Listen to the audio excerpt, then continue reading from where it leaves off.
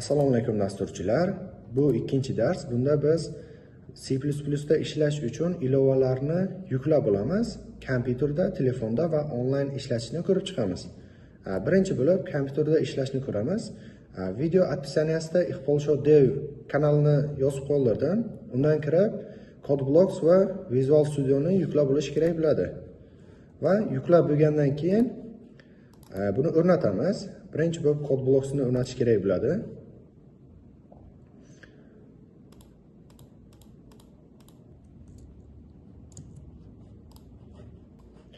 CodeBlocks yuklab bo'ldi. Endi bunga kiramiz.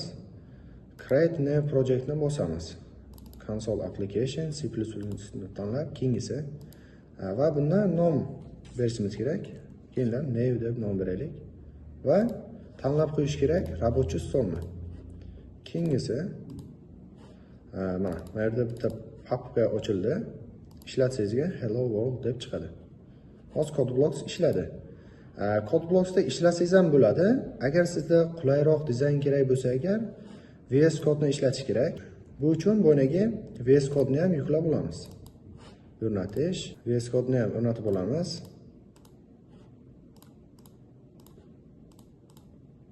Keyingisi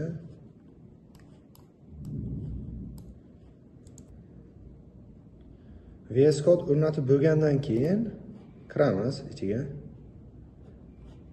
Faylga bosamiz va Open folderni bosamiz. Bundan bo'ynaga newni tanlab olsak bo'ladi yoki yangi olsak ham bo'ladi. Masalan, cpp deb. Xo'sh. Endi bitta cpp fayl ochish kerak bo'ladi. Masalan, main.cpp. Endi bitta sozlab olish kerak buni. Faylga bosasiz, autosave ni yoqib qo'yish kerak va kodni ishlatish uchun kodi runnerni yuklab olish kerak bo'ladi. Kodi runner. Mana buni yuklab olasiz va sozlamalardan run in terminal deb qidirish kerak bo'ladi. Mana shu ham yoniq bo'lishi kerak. Xo'sh. Visual Studio sozlamasi tugadi. Endi Visual Studio ishlashi uchun biz kutubxonani ulab qo'yishimiz kerak bo'ladi. Bu uchun cdiskga kiramiz. Program faylga kiramiz. CodeBlocks, menu va bin. Shu yo'lni kopyovat qilib sozlamalarga bitta kiramiz. Свойства. Keyin дополнительный parametri. Keyin mana bu pezga qo'shib qo'yish kerak bo'ladi. Mana shunga o'xshash. Saqlash qilib iloji boricha bitta перезагрузка qilsangiz keyin VS Code ishlaydi. Перезагрузка qilib bo'lgandan keyin bitta VS Code ga kiramiz.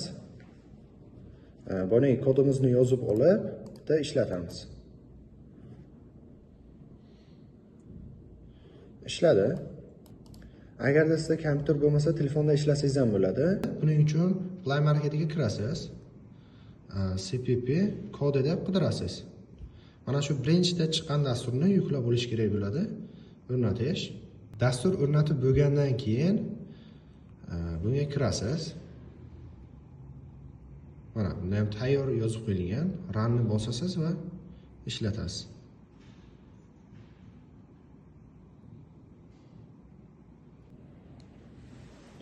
Agar ilova yuklab olmasdan ishlasangiz ham bo'ladi. Bu uchun online cpp deb qidirish kerak bo'ladi. Masalan, bunga kirdik. Ishlatasiz. Bunda lekin internet bo'lishi shart va kodlari saqlab qolinmaydi. Iloji boricha ilovani yuklashga harakat qilinglar. E'tiboringiz uchun rahmat. Agar savol va takliflaringiz bo'lsa, izohlarda qoldirishingiz mumkin.